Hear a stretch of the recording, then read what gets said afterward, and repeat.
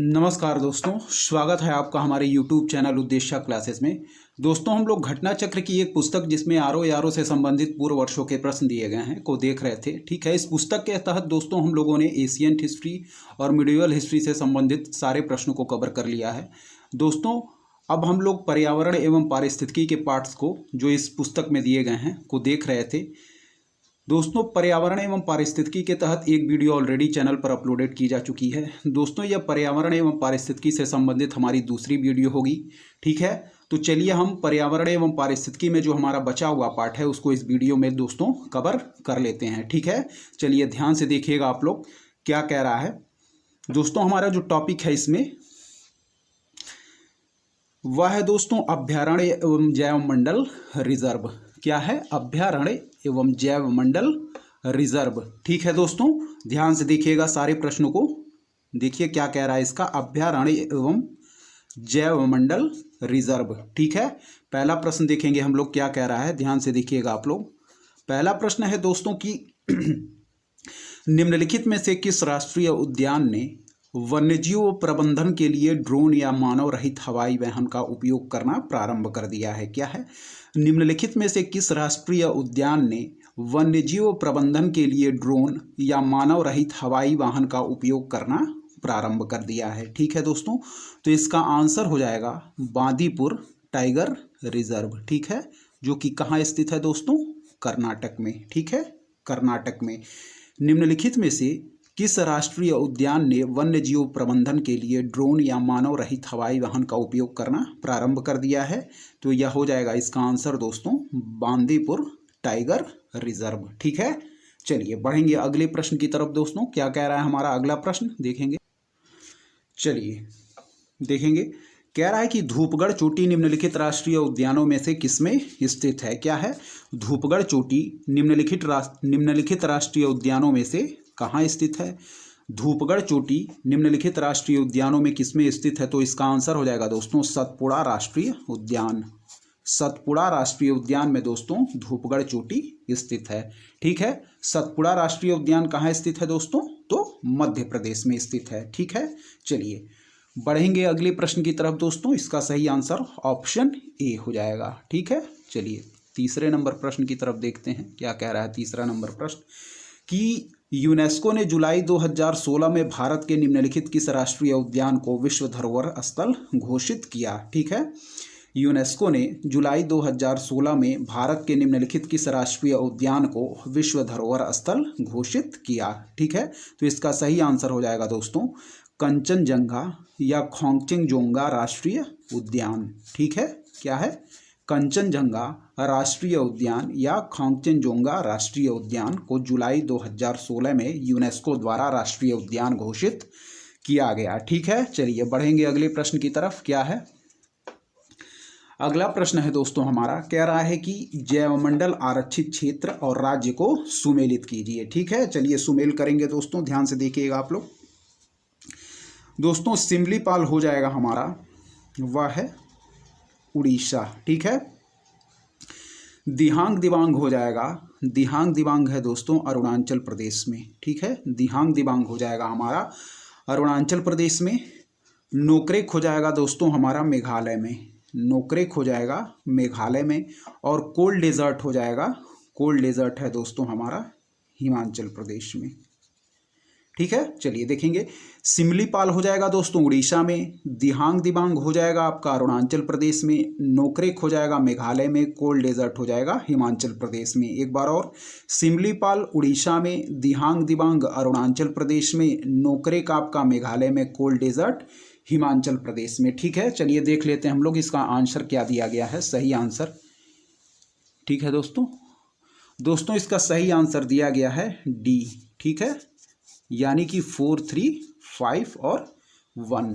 ठीक है, यहाँ आप लोग देख लेंगे, सिमलीपाल दिया गया है हमारा उड़ीसा में, दिहांग दिबांग अरुणाचल प्रदेश में, नोकरेक दोस्तों मेघालय में, शीत मरुस्थल या कोल्ड डेजर्ट हिमाचल प्रदेश में। ठीक है, चलिए बढ़ेंगे अगले प्रश्न की तरफ। 5वां नंबर प्रश्न क्या कह रहा है, ध्यान से देखिएगा आप लोग। पक्षी विहार और स्थान को सुमेलित कराया गया है। क्या है? पक्षी विहार और स्थान को सुमेलित कराया गया है। कह रहा है कि निम्नलिखित में से कौन सा अभ्यारण्य सही सुमेलित नहीं है। ठीक है दोस्तों, तो इसमें जो सही सुमेलित नहीं है वह है हमारा नवाबगंज इलाहाबाद। ठीक है, नवाबगंज इलाहाबाद।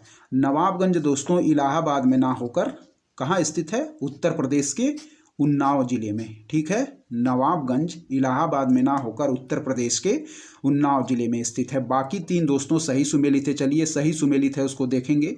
समसपुर दोस्तों है यह है रायबरेली में। समसपुर कहाँ स्थित है दोस्तों? रायबरेली में। बखिरा कहाँ स्थित है दोस्तों? संत कबीर नगर में। और हमारा सांडी कहाँ स्थित है? यह हरदोई में स्थित है। ठीक है, सांडी कहाँ स्थित है?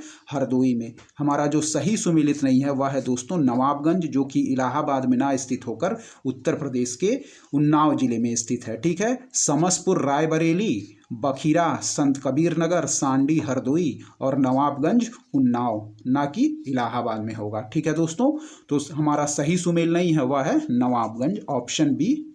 ठीक है, चलिए बढ़ेंगे अगले प्रश्न की तरफ। छठा नंबर प्रश्न क्या कह रहा है कि निम्नलिखित में से कौन छत्तीसगढ़ में स्थित है? क्या है? निम्नलिखित में से कौन छत्तीसगढ़ में स्थित है? ठीक है, तो छत्तीसगढ़ में स्थित हो जाएगा दोस्तों हमारा इंद्रावती राष्ट्रीय उद्यान। ठीक है, कौन सा? इंद्रावती राष्ट्रीय उद्यान। ठीक है, अंशी राष्ट्रीय उद्यान कहाँ स्थित है? अंशी राष्ट्रीय उद्यान है दोस्तों कर्नाटक में, बेतला है झारखंड में और गूगामल है आपका महाराष्ट्र में। गूगामल कहाँ है? महाराष्ट्र में। ठीक है, चलिए अंशी कहाँ स्थित है? कर्नाटक में, बेतला झारखंड में, गूगामल महाराष्ट्र में। इंद्रावती राष्ट्रीय उद्यान छत्तीसगढ़ में। ऑप्शन सी हमारा हो जाएगा सही आंसर। चलिए बढ़ेंगे अगले प्रश्न की तरफ। अगला प्रश्न क्या कह रहा है दोस्तों? दोस्तों अगला प्रश्न देखेंगे हम लोग का राष्ट्रीय उद्यान और राज्य। ठीक है, राष्ट्रीय उद्यान और राज्य हम लोग को सुमेलित करना है। चलिए देखेंगे, सुमेलित करेंगे दोस्तों क्या है। चलिए दोस्तों सुमेल करते हैं राष्ट्रीय उद्यान और राज्य। ठीक है दोस्तों,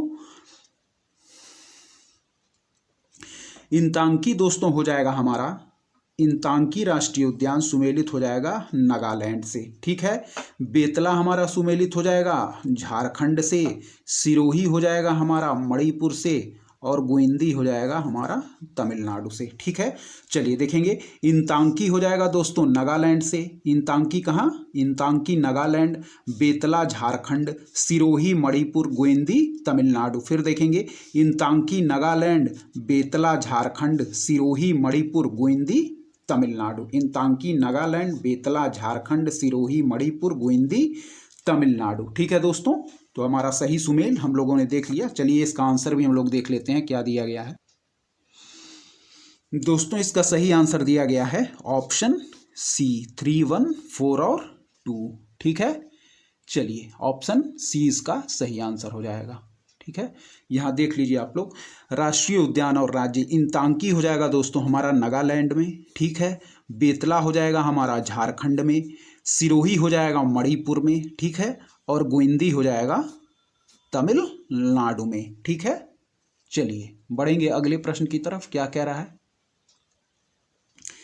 कि निम्नलिखित राष्ट्रीय उद्यानों को सर्वप्रथम से सबसे बाद के कालक्रमानुसार व्यवस्थित कीजिए और पार्क के नीचे दिए गए कूट से सही उत्तर चुनिए। ठीक है दोस्तों, तो दोस्तों हमारा जो जिम कॉर्बेट है, ठीक है, जिम कॉर्बेट की स्थापना हुई थी 1936 में। ठीक है, कान्हा जो है हमारा, जो कि कहाँ स्थित है दोस्तों? मध्य प्रदेश में।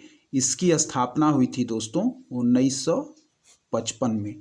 ठीक है, काजीरंगा की स्थापना हुई थी दोस्तों 1974 में। ठीक है, और साइलेंट वैली की स्थापना हुई थी दोस्तों 1984 में। ठीक है, तो सबसे पहले हो जाएगा दोस्तों हमारा जिम कॉर्बेट, फिर हो जाएगा कान्हा, फिर हो जाएगा काजीरंगा, फिर हो जाएगा साइलेंट वैली। ठीक है, सबसे पहले 2, ठीक है, फिर 4, फिर 3, फिर 1। इस प्रकार सही आंसर हो जाएगा दोस्तों हमारा ऑप्शन डी। ठीक है, जिम कॉर्बेट कब है? 1936 में स्थापित किया गया था। कान्हा कब किया गया था? 1955 में। काजीरंगा 1974 में। साइलेंट वैली 1984 में। तो सही आंसर हो जाएगा दोस्तों हमारा ऑप्शन डी। ठीक है, चलिए बढ़ेंगे अगले प्रश्न की तरफ। यहाँ देख लीजिए आप लोग, जिम कॉर्बेट है 1936 में, कान्हा है 1955 में, काजीरंगा है 1974 में और साइलेंट वैली है 1984 में। ठीक है, चलिए बढ़ेंगे अगले प्रश्न की तरफ। क्या कह रहा है कि भारत में राष्ट्रीय उद्यानों एवं वन्य जीव अभयारण्यों के संदर्भ में निम्नलिखित कथनों में से कौन सा से सही है। ठीक है, राष्ट्रीय उद्यानों की सबसे अधिक संख्या मध्य प्रदेश में है। क्या कह रहा है कि राष्ट्रीय उद्यानों की सबसे अधिक संख्या मध्य प्रदेश में है। ठीक है, वन्य जीव अभयारण्यों की सबसे अधिक संख्या अंडमान एवं निकोबार द्वीप समूह में है। ठीक है, भारत में राष्ट्रीय उद्यानों की सर्वाधिक संख्या मध्य प्रदेश में है और वन्य जीव अभयारण्यों की सबसे अधिक संख्या अंडमान एवं निकोबार द्वीप समूह में है। तो दोस्तों यह सही स्टेटमेंट है कि राष्ट्रीय उद्यानों के सबसे अधिक संख्या मध्य प्रदेश में है। इसकी संख्या क्या है? 11। ठीक है, तो पहला स्टेटमेंट हमारा सही है कि राष्ट्रीय उद्यानों की सबसे अधिक संख्या कहाँ है? मध्य प्रदेश में, जिसकी संख्या है दोस्तों 11।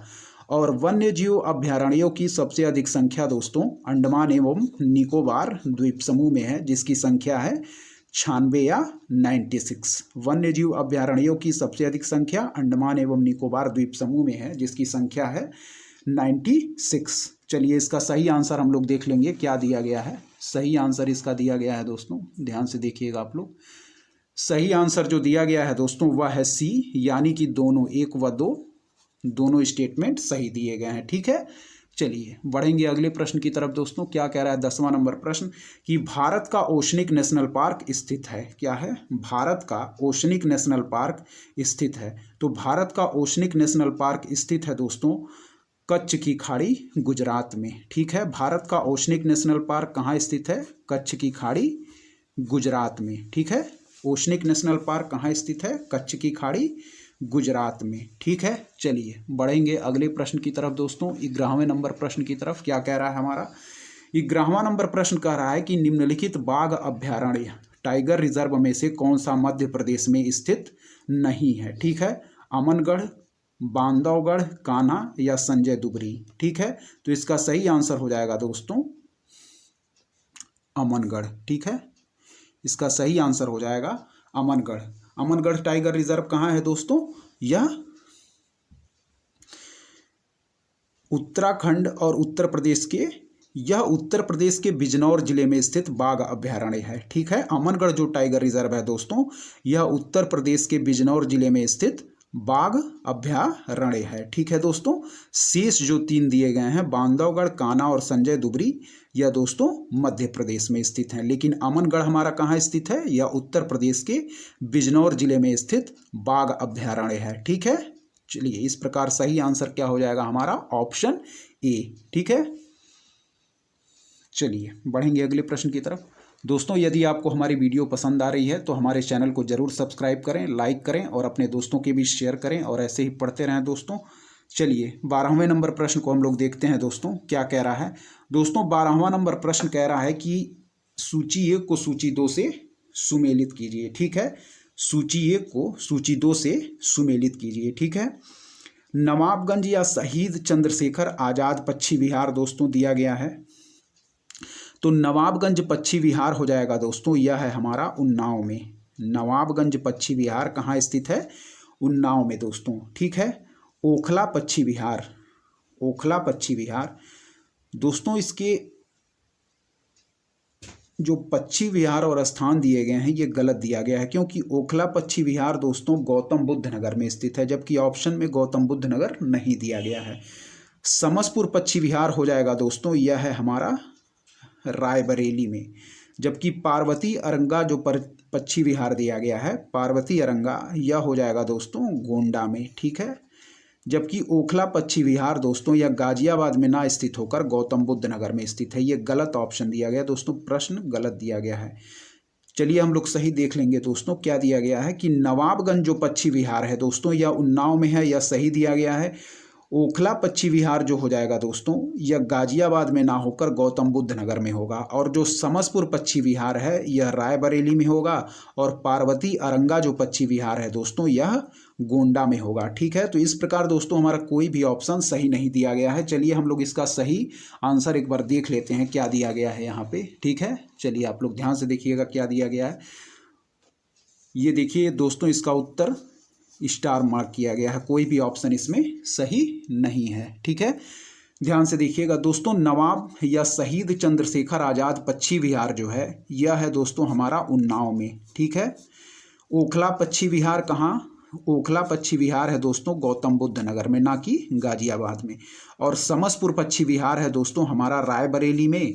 और पार्वती अरंगा पक्षी विहार है, यह है हमारा गोंडा में। ठीक है, एक बार और देख लीजिएगा, नवाबगंज उन्नाव में, ओखला पक्षी विहार गौतम बुद्ध नगर में, समसपुर पक्षी विहार रायबरेली में, पार्वती अरंगा पक्षी विहार गोंडा में। ठीक है दोस्तों, चलिए बढ़ेंगे अगले प्रश्न की तरफ। क्या कह रहा है, कह रहा है कि अस्कोट वन्यजीव सेंचुरी जिस जनपद में है वह जनपद है। क्या है, अस्कोट वन्यजीव सेंचुरी जिस जनपद में है वह जनपद है पिथौरागढ़ दोस्तों। क्या है, उत्तराखंड के पिथौरागढ़ जिले में स्थित है। कौन सा, अस्कोट वन्यजीव सेंचुरी जिस जनपद में है वह जनपद है उत्तराखंड का पिथौरागढ़ जनपद। ठीक है दोस्तों, ऑप्शन डी हमारा सही आंसर हो जाएगा। चलिए बढ़ेंगे अगले प्रश्न की तरफ। क्या कह रहा है कि भारत सरकार द्वारा शुरू किए गए प्रोजेक्ट एलिफेंट से संबंधित निम्न में से कौन सा कथन गलत है। कह रहा है कि यह 1991-92 में शुरू किया गया था, पहला स्टेटमेंट। फिर कह रहा है कि यह मानव और हाथी के बीच टकराव की समस्या पर काम करता है, दूसरा स्टेटमेंट। तीसरा कह रहा है यह केवल जंगली हाथियों के कल्याण पर केंद्रित है। और डी कह रहा है कि इसे केंद्र द्वारा प्रायोजित योजना के रूप में आरंभ किया गया था। ठीक है दोस्तों, तो इसमें जो गलत ऑप्शन है वह है दोस्तों हमारा सी। ठीक है, जो गलत ऑप्शन है वह है हमारा सी। ठीक है, सही आंसर यह 1991-92 में शुरू किया गया था, यह स्टेटमेंट सही है। यह मानव और हाथी के बीच टकराव की समस्या पर काम करता है, यह भी हमारा स्टेटमेंट सही है। इसे केंद्र द्वारा प्रायोजित योजना के रूप में आरंभ किया गया था, यह भी स्टेटमेंट हमारा सही है। जबकि यह केवल जंगली हाथियों के कल्याण पर केंद्रित है, यह ऑप्शन हमारा गलत दिया गया है। ठीक है, तो गलत ऑप्शन इसमें है ऑप्शन सी। ठीक है दोस्तों, चलिए बढ़ेंगे अगले प्रश्न की तरफ। क्या कह रहा है हमारा अगला प्रश्न देखेंगे। चलिए दोस्तों देखेंगे क्या कह रहा है। कह रहा है कि वैकल्पिक ऊर्जा, क्या है, वैकल्पिक ऊर्जा हमारा फिर नया टॉपिक स्टार्ट हो रहा है दोस्तों। चलिए देखेंगे पहला प्रश्न कि निम्नलिखित ईंधनों में से कौन सा न्यूनतम पर्यावरणीय प्रदूषण उत्पन्न करता है। क्या है, निम्नलिखित ईंधनों में से कौन सा न्यूनतम पर्यावरणीय प्रदूषण उत्पन्न करता है। तो इसका सही आंसर हो जाएगा दोस्तों हाइड्रोजन। क्या, हाइड्रोजन। ठीक है, चलिए बढ़ेंगे अगले प्रश्न की तरफ। दूसरा नंबर प्रश्न कह रहा है कि जीवाश्म ईंधन के बाद भारतवर्ष की ऊर्जा आवश्यकताओं की पूर्ति के लिए दूसरा सबसे महत्वपूर्ण स्रोत है। क्या है, जीवाश्म ईंधन के बाद भारतवर्ष की ऊर्जा आवश्यकताओं की पूर्ति के लिए दूसरा सबसे महत्वपूर्ण स्रोत है, तो वह है दोस्तों जल विद्युत ऊर्जा। ठीक है, जीवाश्म ईंधन के बाद भारतवर्ष की ऊर्जा आवश्यकताओं की पूर्ति के लिए दूसरा सबसे महत्वपूर्ण स्रोत है, वह है ऑप्शन ए जल विद्युत ऊर्जा। ठीक है दोस्तों, चलिए बढ़ेंगे अगले प्रश्न की तरफ। तीसरा नंबर प्रश्न हमारा क्या कह रहा है कि निम्नलिखित में से कौन सही सुमेलित नहीं है। निम्नलिखित में से कौन सही सुमेलित नहीं है। प्राथमिक ऊर्जा, ज्वारीय शक्ति, वाणिज्यिक ऊर्जा, तेल और गैस। ठीक है, तो इसमें जो सही सुमेलित नहीं है दोस्तों वह दिया गया है हमारा प्राथमिक ऊर्जा, ज्वारीय शक्ति, या सही सुमेलित नहीं है। ठीक है, जो सही सुमेलित नहीं है दोस्तों वह है हमारा ऑप्शन ए, प्राथमिक ऊर्जा, ज्वारीय शक्ति, यह सही सुमेलित नहीं है। सही सुमेल देख लेंगे, जो वाणिज्यिक ऊर्जा दिया गया है दोस्तों तेल और गैस। ठीक है, यह सही सुमेलित है। और ऑप्शन देख लेंगे दोस्तों हमारा क्या दिया गया है। ठीक है, यहाँ देखिएगा आप लोग, सी गैर वाणिज्यिक ऊर्जा जानवरों का गोबर, गैर वाणिज्यिक ऊर्जा जानवरों का गोबर, यह भी सही है। और गैर पारंपरिक ऊर्जा सौर ऊर्जा, यह भी सही है दोस्तों। ठीक है, गैर पारंपरिक ऊर्जा सौर ऊर्जा, यह भी सही है। गैर वाणिज्यिक ऊर्जा जानवरों का गोबर, यह भी सही है। और जो बी था वह था वाणिज्यिक ऊर्जा तेल और गैस। ठीक है दोस्तों, वह भी सुमेलित था। लेकिन जो दिया गया था प्राथमिक ऊर्जा ज्वारीय शक्ति, वह सही सुमेलित नहीं था। तो सही आंसर हो जाएगा दोस्तों हमारा ऑप्शन ए। ठीक है, चलिए बढ़ेंगे अगले प्रश्न की तरफ। क्या है, कि 100% सौर ऊर्जा पर चलने वाला भारत का पहला केंद्र शासित प्रदेश है। क्या है? 100% सौर ऊर्जा पर चलने वाला भारत का पहला केंद्र शासित प्रदेश है, तो वह है दोस्तों दीव। क्या है? दीव है। 100% सौर ऊर्जा पर चलने वाला भारत का पहला केंद्र शासित प्रदेश है दोस्तों, वह है दीव। ठीक है, चलिए बढ़ेंगे अगले प्रश्न की तरफ। क्या है हमारा 5वां प्रश्न, देखेंगे कि निम्नलिखित में से कौन सा हरित ईंधन का स्रोत है। क्या है? निम्नलिखित में से कौन सा हरित ईंधन का स्रोत है। ठीक है, पाइन, करंज, फर्न, उपर्युक्त में से कोई नहीं। ठीक है दोस्तों, इसका आंसर स्टार मार्क किया गया है, इसमें कोई भी जो ऑप्शन है वह सही आंसर इसका नहीं है। ठीक है, चलिए बढ़ेंगे अगले प्रश्न की तरफ। यहाँ आप लोग देख लेंगे इसका प्रश्न और आंसर जो है वह स्टार मार्क किया गया है। ठीक है, चलिए बढ़ेंगे 6ठे नंबर प्रश्न की तरफ। क्या है हमारा 6ठा नंबर प्रश्न, देखेंगे 6ठा नंबर प्रश्न क्या कह रहा है दोस्तों। दोस्तों जो 6ठा नंबर प्रश्न है वह कह रहा है कि जीवाश्मी ईंधनों में एकमात्र ऊर्जा का चरम स्रोत है। क्या है? जीवाश्मी ईंधनों में एकमात्र ऊर्जा का चरम स्रोत है, वह है दोस्तों सूर्य। ठीक है, ऑप्शन बी। ठीक, क्या है? जीवाश्मी ईंधनों में एकमात्र ऊर्जा का चरम स्रोत है, वह है ऑप्शन बी, सूर्य। ठीक है दोस्तों, चलिए बढ़ेंगे अगले प्रश्न की तरफ। क्या कह रहा है हमारा अगला प्रश्न। अगला प्रश्न है दोस्तों वाटर। क्या है? Water prevention and control of pollution cess act लागू किया गया। क्या है? Water prevention and control of pollution cess act लागू किया गया। कब लागू किया गया दोस्तों?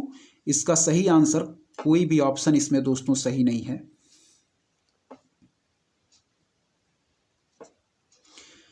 इसमें आंसर ए भी, ऑप्शन ए भी नहीं सही है, बी भी, सी नहीं है दोस्तों।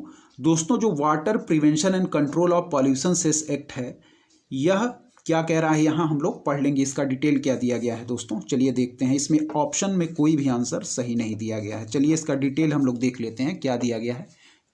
चलिए कह रहा है कि water prevention and control of pollution cess act 1977 को 7 दिसंबर 1977 को राष्ट्रपति ने अपनी मंजूरी प्रदान की थी दोस्तों, तथा यह 1 अप्रैल 1978 से संपूर्ण भारत तत्कालीन जम्मू और कश्मीर राज्य को छोड़कर लागू हुआ था। तो जो हमारा सही आंसर हो जाएगा वह हो जाएगा दोस्तों 1978 में यह लागू हुआ। ठीक है, water prevention and control of pollution cess act लागू किया गया था 1978 में। ठीक है, जो कि ऑप्शन में नहीं दिया गया है, इसलिए हमारा सारे ऑप्शंस गलत दिए गए हैं। ठीक है, तो याद रखिएगा आप लोग, water prevention and control of pollution cess act लागू किया 1978 में। ठीक है, चलिए बढ़ेंगे अगले प्रश्न की तरफ दोस्तों। क्या कह रहा है दूसरा नंबर प्रश्न हमारा, कि नदी का जल प्रदूषण मापा जाता है। क्या है? नदी का जल प्रदूषण मापा जाता है तो जल में घुली ऑक्सीजन की मात्रा से। क्या है दोस्तों? इसका आंसर जल में घुली ऑक्सीजन की मात्रा से नदी का जल प्रदूषण मापा जाता है। ठीक है दोस्तों, चलिए बढ़ेंगे अगले प्रश्न की तरफ। अगला प्रश्न क्या कह रहा है दोस्तों, ध्यान से देखिएगा आप लोग। चलिए देखेंगे तीसरा नंबर हमारा क्या दिया गया है। तीसरा नंबर प्रश्न, कि एशियाई भूरा बादल, क्या है? एशियन ब्राउन क्लाउड 2002 अधिकांशतः फैला था। क्या है? कह रहा है कि एशियाई भूरा बादल 2002 अधिकांशतः फैला था दक्षिण एशिया में। ठीक है, इसका सही आंसर हो जाएगा दोस्तों कि एशियाई भूरा बादल, एशियन ब्राउन क्लाउड 2002 अधिकांशतः फैला था, ऑप्शन सी, दक्षिण एशिया में। ठीक है दोस्तों, चलिए बढ़ेंगे अगले प्रश्न की तरफ। चौथा नंबर प्रश्न क्या कह रहा है, कि सामान्य स्थितियों में वातावरण में प्रदूषण उत्पन्न करने वाली गैसें हैं। क्या है? सामान्य स्थितियों में वातावरण में प्रदूषण उत्पन्न करने वाली गैसें हैं carbon monoxide, carbon dioxide, nitrogen या ऑक्सीजन। तो सामान्य स्थितियों में वातावरण में प्रदूषण उत्पन्न करने वाली गैसें हैं दोस्तों, वह है ऑप्शन ए, कार्बन मोनोऑक्साइड, जिसको हम लोग CO भी कहते हैं। ठीक है दोस्तों, सामान्य स्थितियों में वातावरण में प्रदूषण उत्पन्न करने वाली गैस कौन सी है? Carbon monoxide. ठीक है, चलिए बढ़ेंगे अगले प्रश्न की तरफ दोस्तों। 5वां नंबर प्रश्न क्या कह रहा है हमारा, ध्यान से देखिएगा, कि निम्नलिखित में से कौन वायु प्रदूषक सर्वाधिक हानिकारक है। निम्नलिखित में से कौन वायु प्रदूषक सर्वाधिक हानिकारक है? तो वह है दोस्तों हमारा कार्बन मोनोऑक्साइड। ठीक है, कार्बन मोनोऑक्साइड। ऑप्शन डी इसका सही आंसर हो जाएगा। ठीक है, चलिए छठे नंबर प्रश्न की तरफ देखेंगे। क्या कह रहा है छठा नंबर प्रश्न कि अधूरे प्रज्वल के कारण मोटर कार एवं सिगरेट से निकलने वाली रंगहीन गैस है। क्या है? अधूरे प्रज्वलन के कारण मोटर कार एवं सिगरेट से निकलने वाली रंगहीन गैस है दोस्तों, तो वह है हमारी कार्बन मोनोऑक्साइड। ठीक है, ऑप्शन सी, यानी कि अधूरे प्रज्वलन के कारण मोटर कार एवं सिगरेट से निकलने वाली रंगहीन गैस है, वह है हमारी कार्बन मोनोऑक्साइड। ठीक है दोस्तों, चलिए बढ़ेंगे अगले प्रश्न की तरफ। क्या कह रहा है हमारा सातवां नंबर प्रश्न, ध्यान से देखिएगा आप लोग। सातवां नंबर प्रश्न क्या है दोस्तों?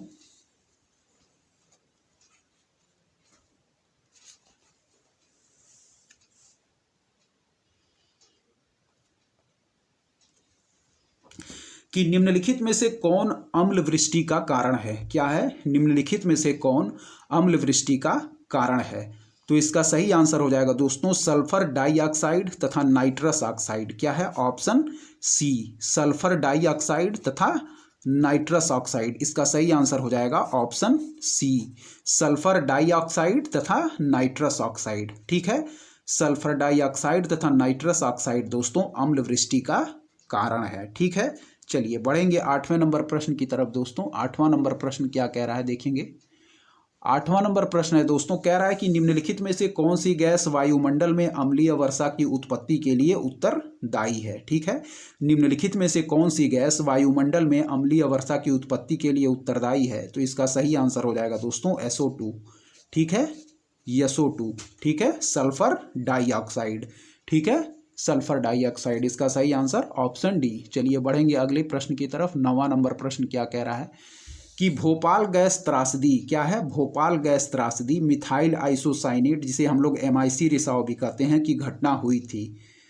इसकी घटना कब हुई थी दोस्तों? तो इसकी घटना हुई थी 3 दिसंबर 1984 में। ठीक है, भोपाल गैस त्रासदी मिथाइल आइसोसाइनेट रिसाव की घटना कब हुई थी दोस्तों? 3 दिसंबर 1984 को। कब? 3 दिसंबर 1984 को। चलिए बढ़ेंगे अगले प्रश्न की तरफ। इसका सही आंसर ऑप्शन सी हो जाएगा। ठीक है, चलिए ठीक है दोस्तों। क्या कह रहा है 10वां नंबर प्रश्न कि भोपाल गैस त्रासदी से संबंधित यौगिक का नाम पूछ रहा है। क्या है? भोपाल गैस त्रासदी से संबंधित यौगिक का नाम था, तो दोस्तों क्या था? वह था मेथाइल आइसोसाइनेट। Methyl isocyanate. ठीक है दोस्तों, चलिए बढ़ेंगे अगले प्रश्न की तरफ। क्या कह रहा है हमारा 11वां नंबर प्रश्न है दोस्तों, ध्यान से देखिएगा कि स्वचालित वाहन निर्वातक का सबसे अविषालु धातु प्रदूषक है। क्या है? स्वचालित वाहन निर्वातक का सबसे अविषालु धातु प्रदूषक है। ठीक है, तो इसका आंसर हो जाएगा दोस्तों ऑप्शन बी, लेड। ठीक है, ऑप्शन बी, लेड, यानी कि स्वचालित वाहन निर्वातक का जो सबसे अविषालु धातु प्रदूषक है दोस्तों, वह है ऑप्शन बी, लेड या सीसा। ठीक है, चलिए ऑप्शन बी इसका सही आंसर हो जाएगा। बढ़ेंगे अगले प्रश्न की तरफ दोस्तों। कह रहा है नाभिकीय ऊर्जा का उपयोग प्रायः कारक है। क्या है? नाभिकीय ऊर्जा का उपयोग प्रायः कारक है, तो इसका सही आंसर हो जाएगा दोस्तों उष्मीय प्रदूषण। क्या है?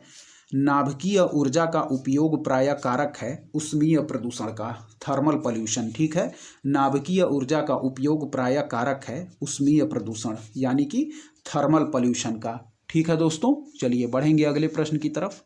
क्या कह रहा है 13वां नंबर प्रश्न है दोस्तों कि निम्नलिखित में से कौन सा जैव निम्नीकरणीय है। क्या है?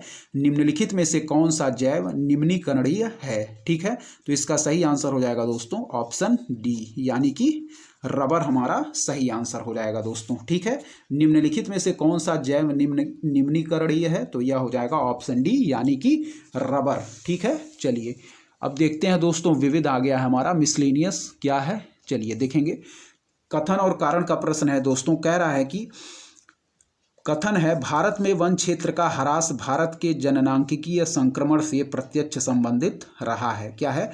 भारत में वन क्षेत्र का ह्रास भारत के जननांकिकीय संक्रमण से प्रत्यक्षता संबंधित रहा है। कारण क्या कह रहा है कि वन क्षेत्र एवं जनसंख्या वृद्धि में प्रायः नकारात्मक संबंध होता है। वन क्षेत्र एवं जनसंख्या वृद्धि में प्रायः नकारात्मक संबंध होता है। फिर देख लेंगे कथन, भारत में वन क्षेत्र का ह्रास भारत के जननांकिकीय संक्रमण से प्रत्यक्षता संबंधित रहा है। कारण है वन क्षेत्र एवं जनसंख्या वृद्धि में प्रायः नकारात्मक संबंध होता है। तो इसका कथन एवं कारण दोनों सही है दोस्तों, यानी कि कारण जो है वह कथन की सही व्याख्या करता है। ठीक है, ए तथा आर दोनों सही है तथा आर ए की व्याख्या करता है। ठीक है, सही आंसर ऑप्शन ए। चलिए बढ़ेंगे अगले प्रश्न की तरफ कि निम्नलिखित में से कौन सा जैव डीजल पौधा है। तो इसका सही आंसर हो जाएगा दोस्तों जैट्रोफा। क्या है, निम्नलिखित में से कौन सा जैव डीजल पौधा है। तो इसका सही आंसर हो जाएगा जैट्रोफा। ठीक है, चलिए बढ़ेंगे तीसरे नंबर प्रश्न की तरफ दोस्तों। तीसरा नंबर प्रश्न क्या कह रहा है कि निम्न में से किसे दक्षिण गंगोत्री के नाम से जाना जाता है। क्या कह रहा है कि निम्न में से किसे दक्षिण गंगोत्री के नाम से जाना जाता है। ध्यान से देखिएगा कि निम्न में से किसे दक्षिण गंगोत्री के नाम से जाना जाता है। तो ऑप्शन सी, भारत का प्रथम अंटार्कटिक शोध केंद्र। ठीक है, भारत का प्रथम अंटार्कटिक शोध केंद्र है, भारत का प्रथम अंटार्कटिक शोध केंद्र है वह है दोस्तों दक्षिण गंगोत्री। सही आंसर हो जाएगा ऑप्शन सी। ठीक है, चलिए बढ़ेंगे अगले प्रश्न की तरफ दोस्तों। क्या है कि एजेंडा 21 किस क्षेत्र से संबंधित है। क्या है, एजेंडा 21 किस क्षेत्र से संबंधित है। तो इसका सही आंसर हो जाएगा दोस्तों ऑप्शन ए, यानी कि सतत विकास से। ठीक है, सतत विकास से। ठीक है, चलिए बढ़ेंगे अगले प्रश्न की तरफ दोस्तों। अगला प्रश्न क्या कह रहा है देखेंगे, ध्यान से देखिएगा आप लोग क्या कह। चलिए दोस्तों बढ़ते हैं पांचवें नंबर प्रश्न की तरफ। क्या कह रहा है हमारा पांचवा नंबर प्रश्न कि निम्नलिखित घटनाओं पर विचार कीजिए तथा उनको काल क्रमानुसार व्यवस्थित कीजिए। ठीक है दोस्तों, तो चलिए देखते हैं। प्रोजेक्ट हाथी दोस्तों कब लाया गया था। प्रोजेक्ट हाथी लाया गया था हमारा 1992 में। ठीक है, जैव विविधता अधिनियम कब लाया गया था। जैव विविधता अधिनियम लाया गया था दोस्तों 2002 में। ठीक है, जैव विविधता अधिनियम लाया गया था 2002 में। वन्य जीव संरक्षण अधिनियम लाया गया था दोस्तों 1972 में। ठीक है, और प्रोजेक्ट टाइगर कब लाया गया था 1973 में। चलिए हम लोग काल क्रमानुसार इसको व्यवस्थित करते हैं। सबसे पहले हो जाएगा दोस्तों हमारा 3 नंबर, यानी कि वन्य जीव संरक्षण अधिनियम लाया गया था 1972 में। फिर हो जाएगा हमारा प्रोजेक्ट टाइगर 1973 में। ठीक है, फिर हो जाएगा हमारा प्रोजेक्ट टाइगर 1973 में। फिर हो जाएगा प्रोजेक्ट हाथी, यह हो जाएगा 1992 में, यानी कि 3, 4, 1 और लास्ट में हो जाएगा हमारा जैव विविधता अधिनियम 2002। ठीक है, प्रोजेक्ट हाथी लाया गया था 1992 में, जैव विविधता अधिनियम लाया गया था 2002 में, वन्य जीव संरक्षण अधिनियम लाया गया था 1972 में और प्रोजेक्ट टाइगर लाया गया था 1973 में। तो सबसे पहले हो जाएगा दोस्तों हमारा वन्य जीव संरक्षण अधिनियम 3 नंबर, फिर हो जाएगा प्रोजेक्ट टाइगर 4 नंबर, फिर हो जाएगा प्रोजेक्ट हाथी 1 नंबर, फिर हो जाएगा जैव विविधता अधिनियम 2। इस प्रकार सही आंसर 3, 4, 1 और 2। चलिए सही आंसर इसका देख लेते हैं हम लोग क्या दिया गया है। सही आंसर हो जाएगा दोस्तों हमारा ऑप्शन ए, 3, 4, 1 और 2। ठीक है, चलिए यहां देख लीजिए एक बार आप लोग।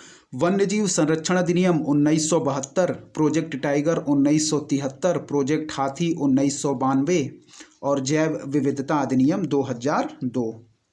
ठीक है, चलिए दोस्तों कह रहा है कि प्रतिष्ठित टायलर पुरस्कार किस क्षेत्र में प्रदान किया जाता है। क्या है, प्रतिष्ठित टायलर पुरस्कार किस क्षेत्र में प्रदान किया जाता है।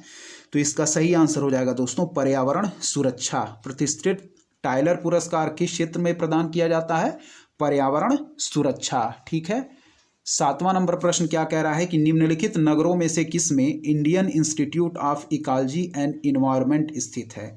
क्या है, निम्नलिखित नगरों में से किस में Indian institute of ecology and environment स्थित है। तो इसका सही आंसर हो जाएगा दोस्तों नई दिल्ली। ठीक है, निम्नलिखित नगरों में से किस में Indian institute of ecology and environment स्थित है। तो यह हो जाएगा नई दिल्ली में। ठीक है, चलिए बढ़ेंगे 8वें नंबर प्रश्न की तरफ दोस्तों। क्या कह रहा है हमारा 8वां नंबर प्रश्न, राष्ट्रीय वनीकरण। क्या है, राष्ट्रीय वनीकरण एवं पारिस्थितिक विकास बोर्ड की स्थापना भारत सरकार द्वारा की गई थी। क्या है, राष्ट्रीय वनीकरण एवं पारिस्थितिक विकास बोर्ड की स्थापना भारत सरकार द्वारा की गई थी दोस्तों। तो इसका सही आंसर है 1992 में। ठीक है, कब, 1992 में राष्ट्रीय वनीकरण एवं पारिस्थितिक विकास बोर्ड की स्थापना भारत सरकार द्वारा की गई थी। ऑप्शन बी 1992 1992 में, ठीक है, 1992 इसका राइट आंसर हो जाएगा, ऑप्शन बी। चलिए बढ़ेंगे 9वें नंबर प्रश्न की तरफ। भारत सरकार द्वारा राष्ट्रीय हरित अधिकरण की स्थापना हुई थी। क्या है? भारत सरकार द्वारा राष्ट्रीय हरित अधिकरण एनजीटी की स्थापना हुई थी। ठीक है दोस्तों, तो इसका सही आंसर हो जाएगा ऑप्शन डी, 2010 में। ठीक है, 2010 में भारत सरकार द्वारा राष्ट्रीय हरित अधिकरण की स्थापना हुई थी। चलिए बढ़ते हैं अगले प्रश्न की तरफ कि निम्नलिखित में से किस हरिकेन ने सन 2012 में यूएसए के उत्तर पूर्व एवं पूर्वीय तटीय प्रांतों को दुष्प्रभावित किया? तो इसका सही आंसर हो जाएगा दोस्तों ऑप्शन डी, सैंडी। ठीक है, ऑप्शन डी, सैंडी। ये प्रश्न पुराना हो चुका है दोस्तों। ठीक है, चलिए बढ़ेंगे। हमारा 11वां नंबर प्रश्न क्या कह रहा है दोस्तों? 11वें नंबर प्रश्न की तरफ देखेंगे कि निम्नलिखित में से कौन सा एक वायु प्रदूषण के जैविक सूचक का कार्य करता है? ठीक है, निम्नलिखित में से कौन सा एक वायु प्रदूषण के जैविक सूचक का कार्य करता है? तो इसका सही आंसर हो जाएगा दोस्तों लाइकेन। ठीक है, सही आंसर क्या हो जाएगा? Lichen, option A. चलिए बढ़ेंगे 12वें नंबर प्रश्न की तरफ।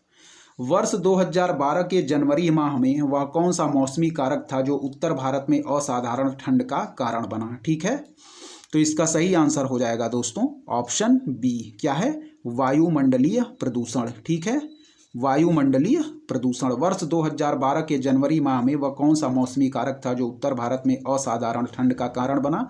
तो वायुमंडलीय प्रदूषण। चलिए बढ़ेंगे अगले प्रश्न की। चलिए दोस्तों 13वां नंबर प्रश्न क्या कह रहा है, ध्यान से देखेंगे आप लोग कि सरसों के बीज के अपमिश्रक के रूप में सामान्यतः निम्नलिखित में से किसे प्रयोग में लाया जाता है? सरसों के बीज के अपमिश्रक के रूप में सामान्यतः निम्नलिखित में से किसे प्रयोग में लाया जाता है? तो इसका सही आंसर हो जाएगा दोस्तों ऑर्गेमोन के बीज का प्रयोग किया जाता है। क्या है?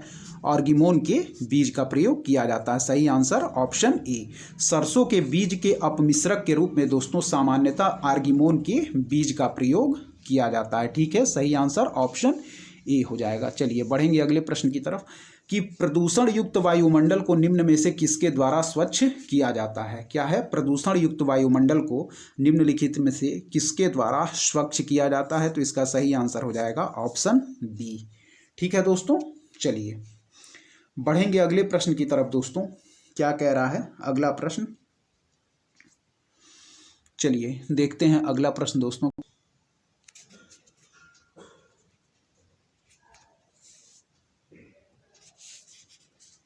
चलिए दोस्तों देखते हैं।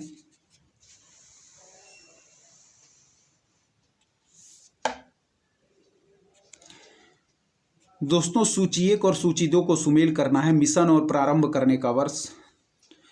दोस्तों इस प्रश्न का जो आंसर है वह स्टार्ट मार्क किया गया है, यानी कि कोई भी जो इसमें ऑप्शन है, सारे ऑप्शंस इसमें गलत दिए गए हैं दोस्तों। ठीक है, इसका आप लोग देख लीजिए, इसका जो ऑप्शन है वह स्टार्ट मार्क किया गया। ठीक है, इसका कोई भी आंसर सही नहीं है। ठीक है, चलिए बढ़ते हैं हम लोग अगले प्रश्न की तरफ। दोस्तों अगला प्रश्न क्या कह रहा है? अगला प्रश्न है दोस्तों सूची 1 को सूची 2 से सुमेलित कीजिए। ठीक है, सूची 1 को सूची 2 से सुमेलित कीजिए। क्या कह रहा है कि वन संरक्षण अधिनियम, पर्यावरण संरक्षण अधिनियम, और ऑप्शन सी है वायु प्रदूषण निवारण एवं नियंत्रण अधिनियम, और ऑप्शन डी है जल प्रदूषण नियंत्रण अधिनियम।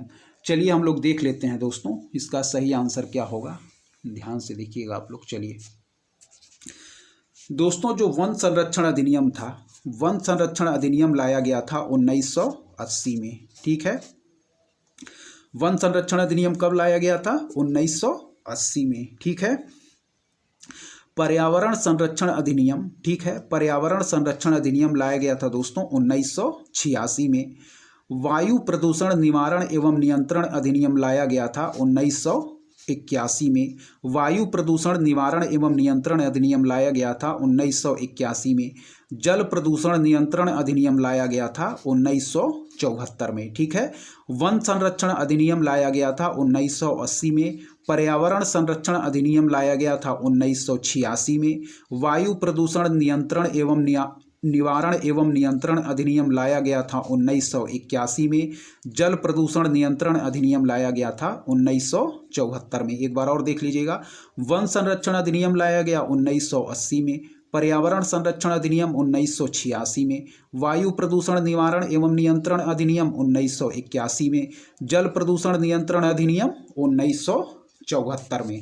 ठीक है दोस्तों, चलिए बढ़ेंगे अगले प्रश्न की तरफ। क्या कह रहा है हमारा अगला प्रश्न? इसमें जो सही आंसर हो जाएगा दोस्तों वह है हमारा ऑप्शन डी। ठीक है, 1, 2, 3 और 4 यानी कि आमने सामने दिए हुए वर्ष सही सुमेलित हैं। ठीक है, वन संरक्षण 1980, पर्यावरण 1986, वायु प्रदूषण निवारण एवं नियंत्रण 1981 और जल प्रदूषण 1974। ठीक है, चलिए कह रहा है कि उत्तर प्रदेश में प्रथम बायोटेक पार्क स्थापित किया गया है। क्या है? उत्तर प्रदेश में प्रथम बायोटेक पार्क स्थापित किया गया है। तो इसका सही आंसर हो जाएगा दोस्तों ऑप्शन सी, यानी कि लखनऊ में। ठीक है, उत्तर प्रदेश में प्रथम बायोटेक पार्क कहाँ स्थापित किया गया है? लखनऊ में। चलिए बढ़ेंगे अगले प्रश्न की तरफ। विश्व पर्यावरण दिवस मनाया जाता है, हम सभी लोग जानते हैं दोस्तों, 5 जून को। ठीक है, विश्व पर्यावरण दिवस प्रत्येक वर्ष 5 जून को मनाया जाता है। चलिए बढ़ेंगे अगले प्रश्न की तरफ। क्या कह रहा है हमारा अगला प्रश्न? देखेंगे दोस्तों क्या कह रहा है। कह रहा है दोस्तों कि निम्न देशों में से कौन प्रत्येक मास के अंतिम शनिवार को राष्ट्रीय स्वच्छता दिवस मनाता है? क्या है? निम्न देशों में से कौन प्रत्येक मास के अंतिम शनिवार को राष्ट्रीय स्वच्छता दिवस मनाता है? ठीक है दोस्तों, तो इसका सही आंसर हो जाएगा सियरा लियोन। ठीक है, निम्न देशों में से कौन प्रत्येक मास के अंतिम शनिवार को राष्ट्रीय स्वच्छता दिवस मनाता है? तो इसका सही आंसर हो जाएगा दोस्तों ऑप्शन सी, सियरा लियोन। ठीक है, चलिए बढ़ेंगे अगले प्रश्न की तरफ। क्या है कि central arid zone research institute स्थित है? क्या है? Central arid zone research institute स्थित है, जिसको हम लोग काजरी भी कहते हैं। कहाँ है दोस्तों? यह है जोधपुर राजस्थान में। ठीक है, central arid zone research institute कहाँ स्थित है दोस्तों? जोधपुर राजस्थान में। ठीक है, central arid zone research institute कहाँ? जोधपुर राजस्थान में। चलिए बढ़ेंगे अगले प्रश्न की तरफ कि रामसर कन्वेंशन संबंधित है। क्या है? रामसर कन्वेंशन संबंधित है दोस्तों, तो यह संबंधित है आर्द्रभूमि संरक्षण से। रामसर कन्वेंशन संबंधित है दोस्तों आर्द्रभूमि संरक्षण से। ठीक है, चलिए बढ़ेंगे अगले प्रश्न की तरफ। क्या है कि निम्नलिखित में से कौन सा रामसर आर्द्रभूमि स्थल भारत के किसी राज्य में स्थित है? क्या है? निम्नलिखित में से कौन सा रामसर आर्द्रभूमि स्थल भारत के किसी राज्य में स्थित है? ठीक है दोस्तों, तो इसका सही आंसर हो जाएगा पॉइंट कैलीमेरे वन्य जीव और पक्षी अभ्यारण्य। ठीक है, क्या है? पॉइंट कैलीमेरे वन्य जीव और पक्षी अभ्यारण्य है दोस्तों, वह है भारत के किसी राज्य में स्थित है। ठीक, चलिए दोस्तों होकेरा कहाँ स्थित है? होकेरा आर्द्रभूमि स्थित है दोस्तों केंद्र शासित प्रदेश जम्मू कश्मीर में, जबकि पॉइंट कैलीमेरे वन्य जीव और पक्षी अभ्यारण्य स्थित है दोस्तों हमारे राज्य तमिलनाडु में। ठीक है, कहाँ स्थित है? तमिलनाडु में स्थित है दोस्तों। ठीक है, तो इसमें पूछ रहा है कि निम्नलिखित में से कौन सा रामसर आर्द्रभूमि स्थल भारत के किसी राज्य में स्थित है? तो वह हो जाएगा पॉइंट कैलीमेरे वन्यजीव और पक्षी अभ्यारण्य, जो कि कहाँ स्थित है? तमिलनाडु में। होकेरा आर्द्रभूमि कहाँ स्थित है? होकेरा है दोस्तों जम्मू कश्मीर में। ठीक है, चलिए देखेंगे और क्या कह रहा है हमारा सो मोरोरी। ठीक है, सो मोरोरी है दोस्तों केंद्र शासित प्रदेश लद्दाख में। सो मोरोरी कहाँ है? केंद्र शासित प्रदेश लद्दाख में। और ऊलर झील कहाँ है? यह है केंद्र शासित प्रदेश जम्मू कश्मीर में। इस प्रकार सही आंसर हो जाएगा हमारा ऑप्शन बी। ठीक है,